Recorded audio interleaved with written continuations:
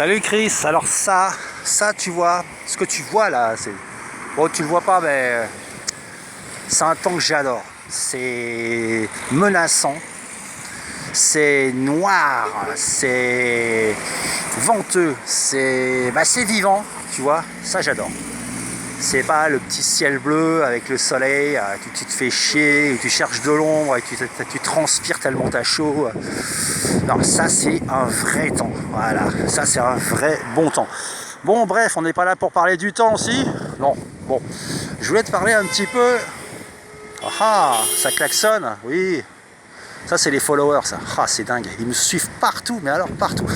Alors, je voulais parler de la peur. Ma fille, quand elle était petite, elle avait peur des clowns.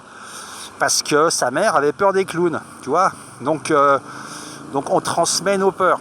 Alors moi, comme je suis un papa, je sais pas, peut-être odieux en fait finalement. Je suis un espèce de psychopathe.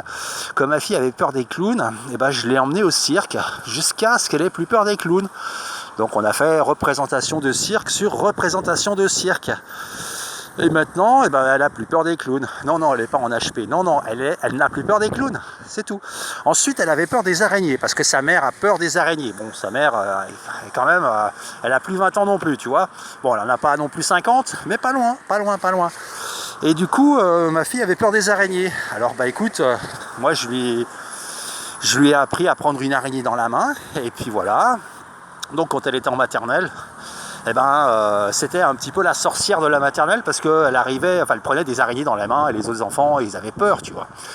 Après, je lui ai appris à ne pas s'affoler devant une guêpe et puis à ne pas avoir peur irrationnellement d'une guêpe comme ça, ou d'un gros bourdon, ou d'un frelon, enfin voilà quoi, tu vois. Après, qu'est-ce qu'il y a eu moi, j'avais peur des serpents aussi.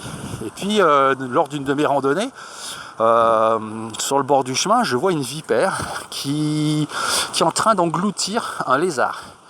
Donc je me dis, écoute, comme le lézard est déjà bien à l'intérieur, j'ai aucun risque, je peux prendre la vipère et puis voilà. Et donc j'ai touché mon premier serpent. Je l'ai mis dans un petit sac où je mettais ma cape de pluie. Et je l'ai trimballé avec moi autour du cou pendant un petit moment, jusqu'au moment où il est devenu tout raide et puis il a voulu sortir, il sortait la tête et tout. Et je discutais avec d'autres randonneurs et puis à un moment donné, le mec fait « Ah putain, il y a un serpent dans ton sac » et tout. Je fais « Ah ouais, c'est vrai ». Et après j'ai voulu raplatir le serpent. Il était gros comme mon doigt. Et je te jure, ça a une force ce truc-là. Gros comme mon doigt, comme mon index, tu vois, c'était fou. Et c'était un vrai bâton. J'ai appuyé, je sais pas ce que j'ai foutu, mais j'avais les mains qui sentaient dégueulasse, mais dégueulasse. Je sais pas, une odeur chelou, du musc, quoi, tu vois, un truc. Alors, on s'égare là, je sais, mais bon, c'est pour raconter l'histoire, c'est pour terminer. Donc, je me nettoie les mains, je rentre dans un café, je prends du savon, 1 fois, 2 fois, 3 fois, 5 fois. Ça sent toujours aussi mauvais. Je prends la brosse, je frotte. Après, je passe à côté d'une rivière, je prends du sable, je me frotte les mains, quoi. Et c'est rien à faire, l'odeur, elle partait pas, quoi. Et je te jure, ça puait, quoi.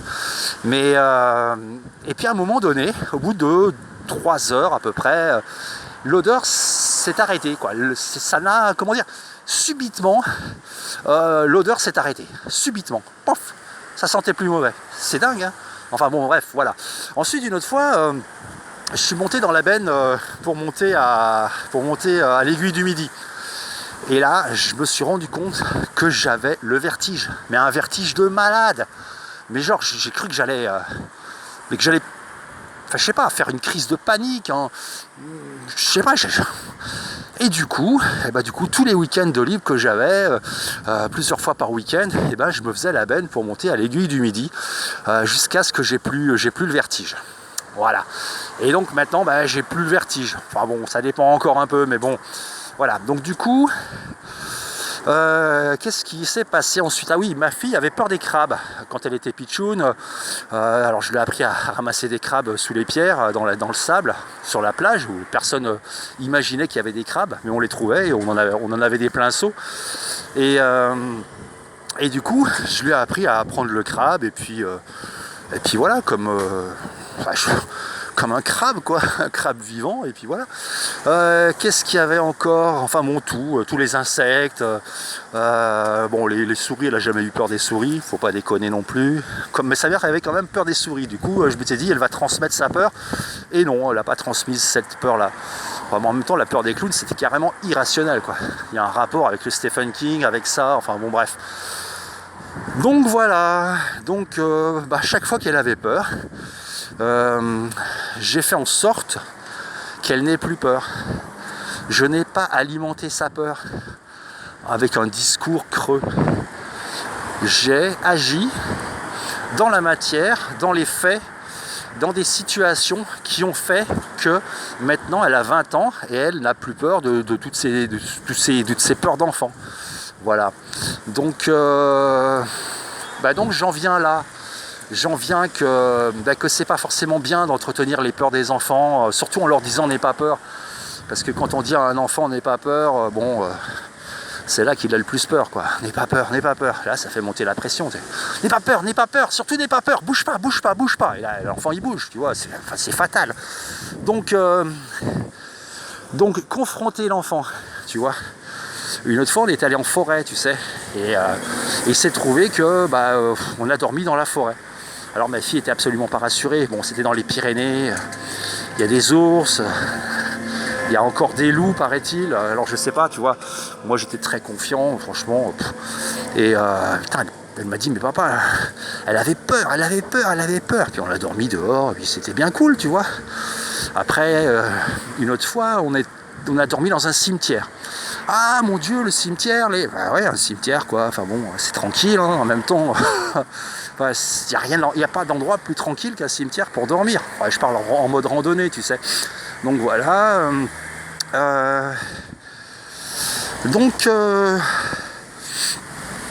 y a même une fois, on était en pleine nuit dans la forêt. Et c'est un peu pétochant la forêt la nuit. On était deux. Et moi, je me suis amusé à crier. Alors le diable, tu te caches? T'es où, le diable? C'est toi? C'est toi le diable? Ah! Oh, t'es là? Putain, tu fais quoi? Allez, ramène ta gueule, tu vois, genre. Ma fille, elle était pétée de trous. Papa, arrête, c'est bon. Et voilà, le diable, il est jamais arrivé, tu vois, le délire. Donc voilà, c'est important de démonter le truc. T'as peur de ça? Je vais te montrer qu'il n'y a aucun moyen, il n'y a aucune raison d'en avoir peur.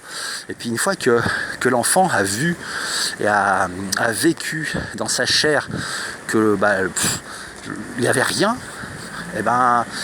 ça en fait un adulte, tu vois, et un adulte qui n'est pas gouverné par des petites peurs d'enfant, tu vois.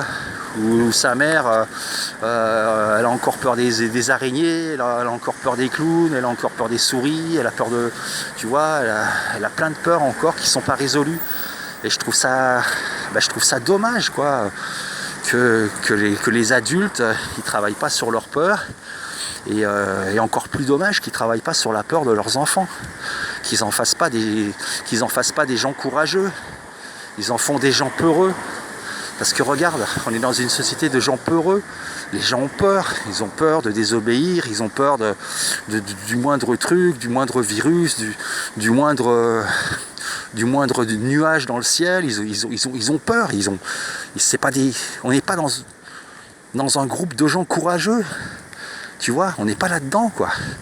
Et je me rends compte avec les enfants qui ont peur de tout, en fait. Et cette peur-là, merci papa, merci maman, quoi. C'est juste ce que j'ai envie de dire. Alors, éduquons nos enfants correctement, éduquons-les dans le courage et pas dans la peur. D'accord? Parce qu'avoir peur, c'est bien joli, d'avoir peur de se faire écraser, mais c'est mieux d'avoir le courage de traverser une rue quand il faut, comme il faut. Et puis, et une vie sans peur, c'est quand même...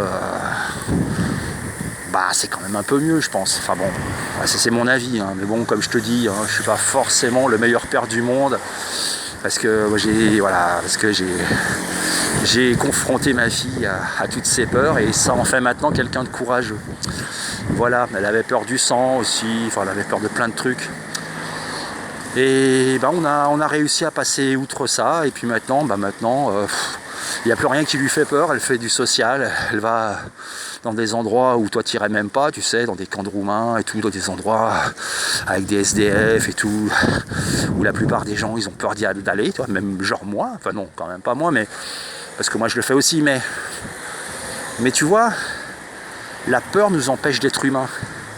La peur nous empêche d'être humains, c'est surtout ça le délire, quoi. Ça veut dire que ça nous met dans nos petits trucs à nous, tu vois, et puis enfin, c'est comme ça. Hein. Donc voilà, c'était ma petite contribution à rendons nos enfants courageux plutôt que de les rendre peureux. Voilà, faut pas les rendre casse-cou non plus, mais il faut les confronter à leur peur et leur montrer que la peur, c'est juste un rideau de fumée, et derrière la peur il n'y a rien. D'ailleurs, il y avait des épreuves initiatiques en Afrique, je sais que dans les tribus, à un moment donné, il y a peut-être un certain temps, peut-être que ça se pratique encore, je sais pas, mais le rite de passage pour être un homme, c'était d'aller dans la forêt pendant plusieurs jours, et puis et être confronté à ses peurs, quoi. Et puis l'enfant qui rentrait dans la forêt n'était plus l'adulte qui en sortait quelques jours après, aguerri face à la vie. Aguerri, tu vois. Parce qu'il a combattu ses démons. Et c'est important de combattre ses peurs, parce que ces peurs, c'est nos démons. Et les démons, il ne faut pas les laisser gouverner nos vies, comme on fait maintenant, tu vois. Parce que ça se voit trop qu'il y a des démons partout. Enfin, je dis des démons, tu vois. C'est un petit mot pour dire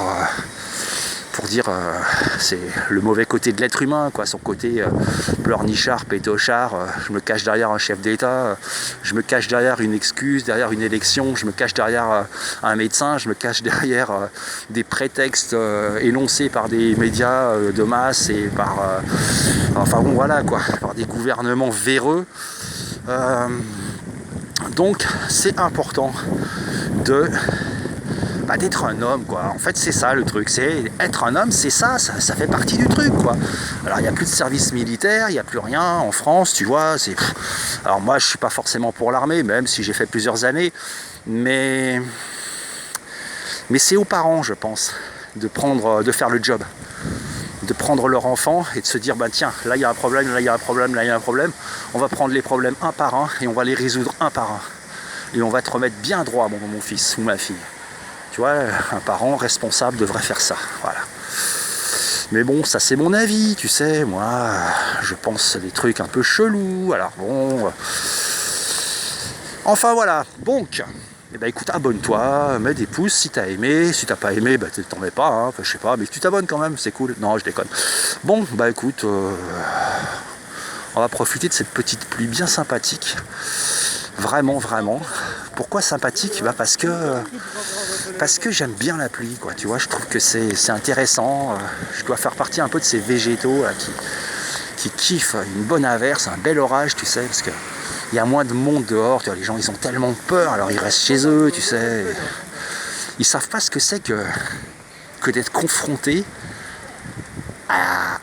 aux éléments naturels. Tu vois, la pluie, tu te prends la pluie dans la gueule, quoi. Qu'est-ce que ça fait du bien ? Le vent, tu vois, la tempête, c'est vivifiant, c'est un truc de... je sais pas, moi je kiffe, quoi, je kiffe, quoi, c'est tout.